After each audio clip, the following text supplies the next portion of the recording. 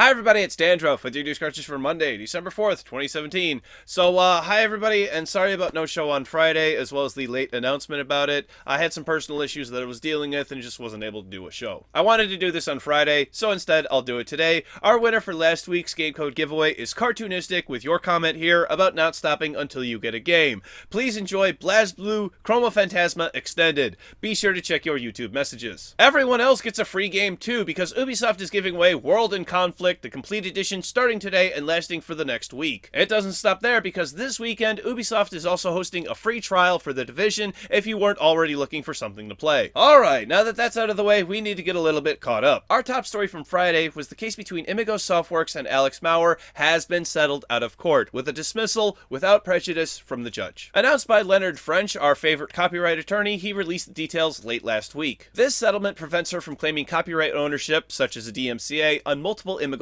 properties that she had worked on, including Star Mazer DSP and trailers made for games developed by other companies, completely releasing Imagos from attributing her name to their work. She is not allowed to disparage or say anything that could hurt Imagos or its employees, whether it is true or not. No money exchanged hands, and the settlement would remain in effect even if the owner, Don Thacker, were to sell the company to another person. In a live stream from Friday, both Don and Leonard felt this was a trap, as Mauer was the one who sent the emails asking to settle around Thanksgiving. He also mentioned that Mauer sent a letter to Judge Schiller the day after the case dismissed, reading, as Leonard put it, "Wow, I'm shocked. Just because I have no interest in defending myself doesn't mean I thought the judge wasn't smart. I thought the judge would just shoot down the settlement for obvious reasons. It's hilarious this is happening. The judge looks like an idiot. Ha ha ha ha." Yes, Alex.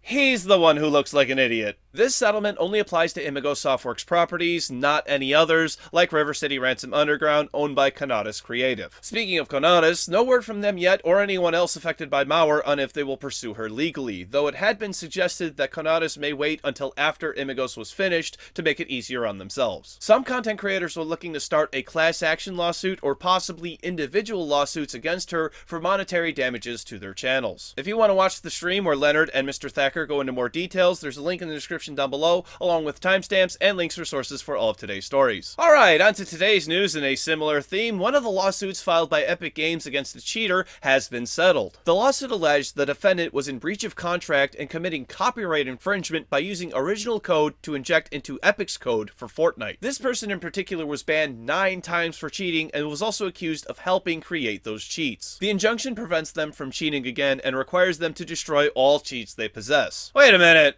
How the hell are they going to enforce that one? Unless there's something that I'm not aware of that allows a private company to monitor every single file on your computer, there is no way for them to actually know if he does that. However, if the agreement is broken, he faces a $5,000 fine. And pointing back to that case about Epic suing a 14-year-old, they claim that the mother waived her responsibility in releasing her son's full name because she sent a letter with the name in it, even though Epic released the kid's name before she sent the letter. There's gotta be some ex post facto type thing that says Epic's claim is bullshit, right? Wow, that was a ton of fun stuff, and now on to release announcements, starting with the classic shmup Gunbird coming to Nintendo Switch sometime later this week for $7.99 US or your regional equivalent. Next up is Attack on Titan 2 from Koei Tecmo coming to PC on March 20th, 2018. And a puzzle game with a great art style called Samsara also coming to PC sometime next year, early 2018. A new theme is coming to PS4 that will give it the same look as a PS2, and I can't wait to get this for myself. And last but certainly not least is an Armored Core PS4 theme coming in tomorrow, and From Software says that they are not done with the series, and it is a great day for me because this is one of my favorite games. Up next in update news is PUBG, which releases in 8 days. The next update to the test servers will be trying out the new desert map, so if you haven't downloaded it yet, you are running out of time. This is going to be big. There is a little bit of sad news for PUBG, as Brendan Green, the creator, has confirmed it will run at 30 frames per second across all Xbox One platforms. Previously, Microsoft had stated that they were aiming for 60 frames per second for the Xbox One X. In final Plunkbat news, PUBG Corp says nothing about the business model will ever be pay to win, but they are considering offering more cosmetics, and by offering more cosmetics, I mean that they are going to include it because they stand to make shitloads and shitloads of money. Speaking of cosmetics, do you remember that Assassin's Creed crossover DLC for Final Fantasy 15?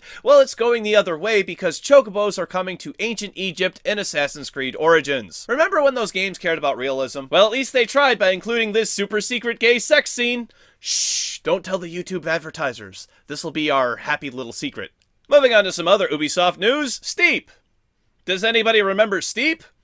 That snowboarding game? Well, it's still a game, and now it's better than ever because the levels are now unlockable with in-game currency, rather than recurrent consumer spending opportunities as they were before. Good on you, Ubisoft! Here is a great one as a streamer on Twitch named Lester Gaming sidestepped some of the rules and created his own form of comedy by doing his own commentary for a pay-per-view UFC fight and calling it gameplay. The video has been taken down for copyright reasons, even though, and this is just my opinion, it would qualify for fair use because things like commentary and parody are explicitly covered. Currently, his Twitch channel has also been removed. I'd really like to know what you have to say. Do you think this is fair use, or does it matter because it's a pay-per-view event? Let me know in the comment section down below. Moving along to Nintendo, surprisingly saying they do not want to lose Sony. A scene that looks something like this. Kiss me. Mwah, mwah, mwah, mwah. Nintendo relies on Sony quite a bit for games like the Disgaea series, Ys 8, and Danganronpa, and while these games may have a niche following in America, they are huge in Japan. From there, we go on to the Game Awards, and it is confirmed that Guillermo del Toro and Hideo Kojima will both be attending, so be prepared for more Death Stranding news. Hopefully we'll get to see some gameplay. And then there is a rumor going around that the 6th game in a popular series will be shown off at the awards,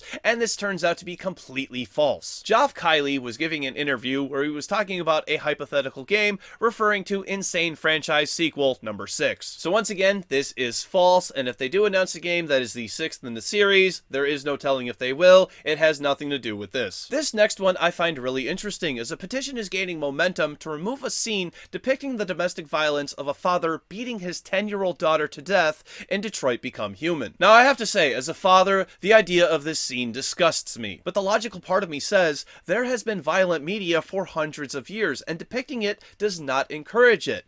I think the scene should stay. I am tired of this old repetitive argument, and coming from someone who grew up in an abusive household, maybe a kid sees this and realizes that they live in a toxic environment because you don't always know it when you're growing up in it. I really feel strongly about this, and please let me know your thoughts if you think this scene should remain in game. Okay, so let's move on to something a little bit easier to digest, but still not great. There is a new currency system coming to Overwatch. Soon you'll be able to buy League tokens to exchange for skins in order to support your favorite esports league. Now the reason Blizzard says there's a need for a completely separate currency is to tell exactly how much money to give to each team, instead of, oh, I don't know, having a set dollar amount for each one. I think there's a couple of reasons for this. One is so you don't realize you're spending money, you're spending tokens instead, forcing you to convert everything, but also so they can sell you 1,000 tokens and have everything cost 300, leaving you with leftovers, and most people want to spend everything that they have. So instead of purchasing one thing, you've now spent 3 times as much. I also have the feeling this is the precursor to having even more currencies in Overwatch for things like holiday events to earn those skins. I really do not like the direction that Overwatch is going. And that brings us to our final topic today, which is once again the infamous Star Wars Battlefront II, and EA has made some changes to the progression system. The amount of credits earned has been increased, and the point ceiling for the arcade mode has been tripled, making progression much easier. I'm sure EA is proud of themselves, thinking they've squashed any negative press and trying to recoup that $3 billion loss. However,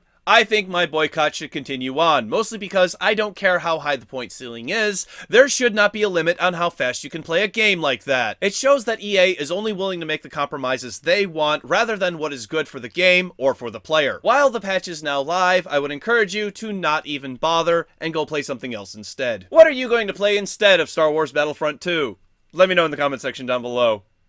Are you playing any of these? It's tomorrow's game releases. For PC, Boiling Bolt, 9 Parchments, The 111th Soul, Flat Worlds, Robbie Swifthand and the Orb of Mysteries, Pathos, Black Survival, and Battle Mage Training. For PlayStation 4, Space Hulk Deathwing, A Hat in Time, The Walking Dead Collection, Oh My Godheads, and Snow Fortress. For Xbox One, Space Hulk Deathwing, The Walking Dead Collection, Oh My Godheads, and Boiling Bolt. For Nintendo Switch, 9 Parchments, and Caveman Warriors. Thank you very much, everybody. This has been News Cartridge. I am Dandruff. I will see you tomorrow. And how does a flat earther travel the world?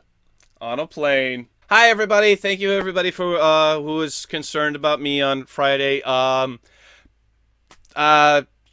You know, I don't really want to get into it very much because, you know, depression is depressing. That's all I'm going to say. Let's just move on from it. I'm trying to speed up my recovery time for when I have a bad day like that. You know, I don't really want to get into it today. Well, yeah, I had my couple of, I think I had a couple of days of like mental health issues like last month. I don't really want to do that all the time. I don't really want to be known for that. So let's just move on to the Alex Mauer stuff. So one more time, thank you everybody for your concern. Everything is much better now. Moving on to the Alex Mauer stuff. I really, I can't really say that I saw anything different happen. I mean, holy crap, this has been one hell of a roller coaster.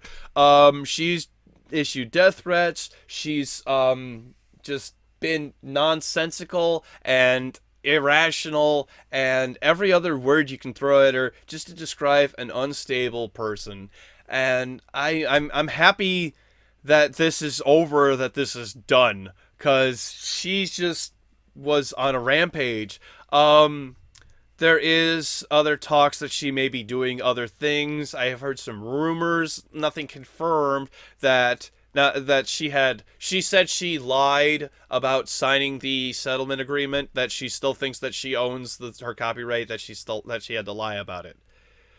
Well, that may or may not be true. Just want to put out that may or may not be true. That's why it wasn't in the main show. But like, even if it were true that she said she lied, it's at the point it doesn't matter anymore, Alex. It doesn't matter if you lied to sign the contract or to sign the settlement, to agree to the settlement. Like, that doesn't matter anymore. It really doesn't. You had your appeals process. You had your way of going through the court system. That's what you should have done. That's what some people were hoping you would do. I kind of, on one hand, was hoping that you'd actually do it. You'd actually pull it off. And like, oh crap, she proved everybody wrong. What the hell, how? But no, crazy is as crazy does. And that's where we're at.